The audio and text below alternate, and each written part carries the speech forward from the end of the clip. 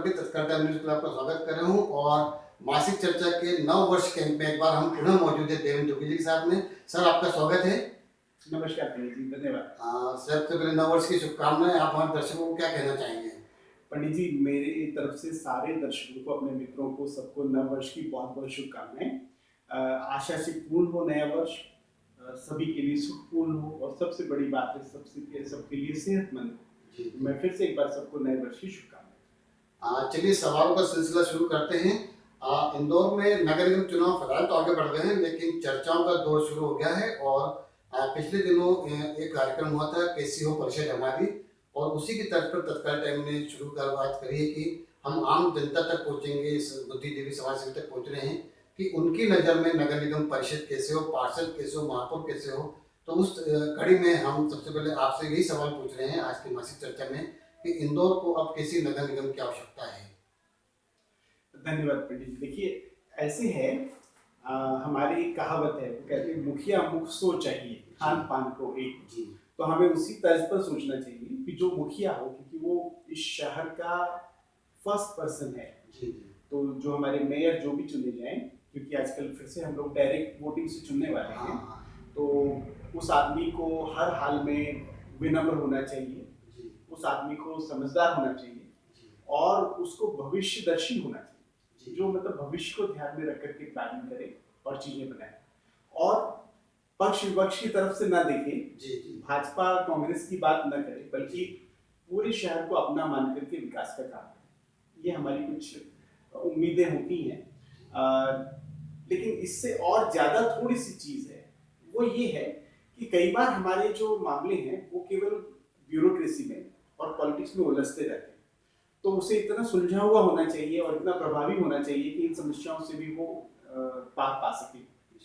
मैं तो उम्मीद करूंगा कि इस बार मैं सोचता हूँ इस तरह, राजनेताओं पर निर्भर है, देखिए हमारे ऊपर तो नहीं है, लेकिन होना ये चाहिए कि किसी वाकई में बुद्धिजीवी, सोशल वर्कर और सकारात्मक सोच वाले व्यक्ति को इस बार महापौर के पद पर पहुंचना चाहिए।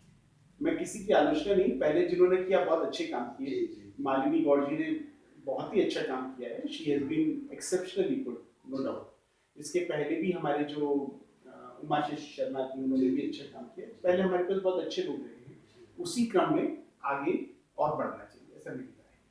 सर, आपने इस सवाल के जवाब में शुरू में जो बोला था मुखिया मुख सा चाहिए, उसी को मैं थोड़ा आगे ले रहा हूँ।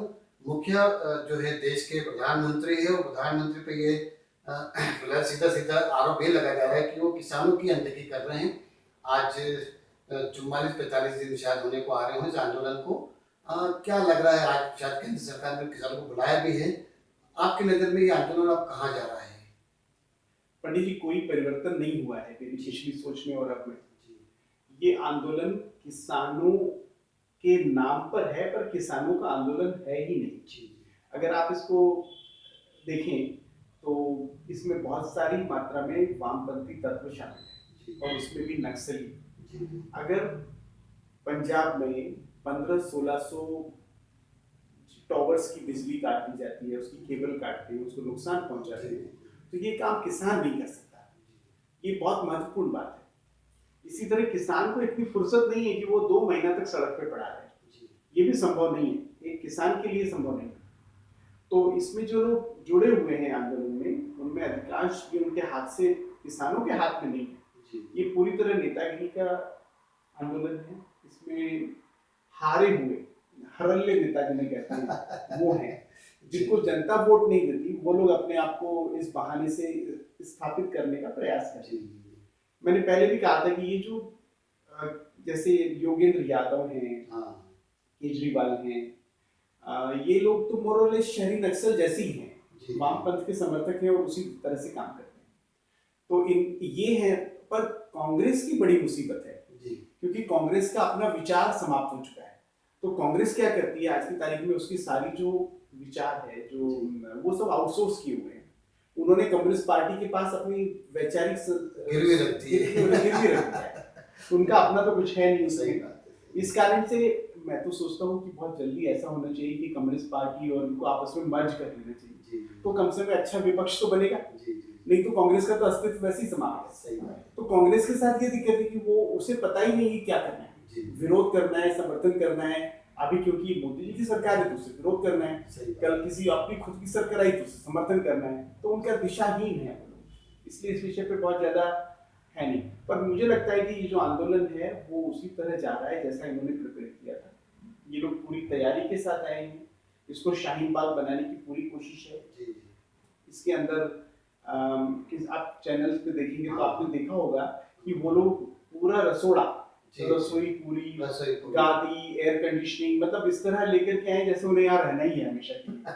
सो ये उनकी वो प्रकट करता है कि वो किस तरह से सोच कर आए हैं। मेरे तो सुनने में आया था कि उन्होंने कहा कि हम यहाँ पक्के घर बना लेंगे, निर्माण कर लेंगे। तो एक पुरानी फिल्मों का गाना याद आता है कि मैं भी एक घर बसाऊंगा तेरे घर के सामने। आखिर हम फिल्मों से चर्चा में आया कि आजकल हर चीज का सीक्वल बन जाता है, कुछ रिटर्न आती, कोई क्या होता है। तो एक बार पुनः कोरोना रिटर्न नाम की चल गई है। कोरोना पे आपका विस्तृत अध्ययन रहा है और ये जो नया कोरोना रिटर्न नया आया है, अभी तक ताजा सूचना तक 7-8 आदमी शायद भारत में पाए गए, वो ब्रिटेन से आया है। तो हम इसको बोलते हैं इंग्लिस्तान का कोरोना। क्या लग रहा है कि भारत को इससे कैसा बिहेव करना चाहिए, क्या सलूक करना चाहिए, घबराना चाहिए या सामान्य लेना चाहिए? पंडित जी, एक वो आपने फिल्म की बात बताई थी, विज्ञापन आता है उसमें लिखा हुआ डर के आगे जीत है। ये वैसे ही है। जी जी आज की तारीख में हम लोग डरते डरते सहमे हुए बहुत समय हो गया है और हम लोग कब तक डरते रहेंगे, ये एक बात है। दूसरी बात ये है कि इसको हल्के में आज भी नहीं लेना चाहिए। कोरोना है, रियल बीमारी है, ये जो बाहर से स्ट्रेन आया है ये वाकई में तेजी से फैलने वाला है। पर अच्छी बात ये है कि इसमें मोर्टेलिटी रेट बढ़ा नहीं, मतलब इसमें मरने वालों की संख्या नहीं बढ़ी। ऑन द कॉन्ट्रेरी ये कम खराब है पर फैलता ज्यादा लोगों पे है। तो अभी उसके लिए तो मुझे लगता है कि भारत के लोगों ने इसके लिए बहुत अच्छा पहले ही इंतजाम किया है। भारत में बहुत अच्छा मास्क का इस्तेमाल कर रहे हैं और हमारे यहाँ स्प्रेड दर कम है। कल 16,000 के लगभग व्यक्ति अपने नए संक्रमित पाए गए। मैंने आपको एक बार एक चार्ट दिखाया था और कहा था कि दिसंबर के एंड तक ये 0.1% के नीचे आ जाएगा और आज एक्चुअली वो 0.1% के आसपास, कल 0.16 था, today it has come down to 0.14, 0.2 something. तो ये धीरे धीरे लगातार कम होने वाली चीज है। डरने से काम बिल्कुल नहीं चलेगा, हमें अपने कामों को तो करना ही पड़ेगा पर प्रिकॉशन के साथ। नई स्ट्रेन से कोई डरने की बात नहीं है क्योंकि ब्रिटेन में मोर्टेलिटी रेट इससे वहां भी नहीं बढ़ा, तो भारत में तो बढ़ने का प्रश्न ही नहीं है। यहाँ तो गिने चुने लोग ही आ रहे हैं, कम ही लोग, बिल्कुल। तो हमें डरने की नहीं बल्कि काम करने की जरूरत है, तो जीतेंगे। कोरोना से कोई भय नहीं। सर, आपने एक जीत की बात करी तो जीत से एक खबर पर मैं अंतर्राष्ट्रीय तौर पर आपसे चर्चा करना चाहूंगा। अभी सुनने में आया, अंतर्राष्ट्रीय सवाल में आपसे जानना चाह रहा था। पिछले दिनों खबर है एक सर्वे में कि अर्थव्यवस्था के बारे में एक अच्छी खबर आई है। बताया जा रहा है कि भारत बहुत जल्दी 5वीं बड़ी शक्ति के रूप में उभरने वाला है। उस खबर का डिटेल और आपका आकलन क्या है, हम आपसे जानना चाहेंगे। पंडित जी, अभी कोरोना के कारण भारत की अर्थव्यवस्था पीछे हुई और यूके से हम लोग आगे आ गए थे, लेकिन हम लोग फिर से पीछे हो गए हैं। इसमें तो कोई शक नहीं है कि इतने 1.3 बिलियन लोगों का ये देश, अर्थव्यवस्था इसमें पीछे नहीं रह सकती। जैसे जैसे विकास हो रहा है और उसकी स्पीड काफी ठीक ठाक है, रीजनेबल स्पीड है। कोरोना काल छोड़ दे तो अच्छी स्पीड से हम बढ़ गए। तो मुझे तो इसमें कोई संदेह नहीं है कि आने वाले समय में हम लोग और तेजी से आगे बढ़ेंगे।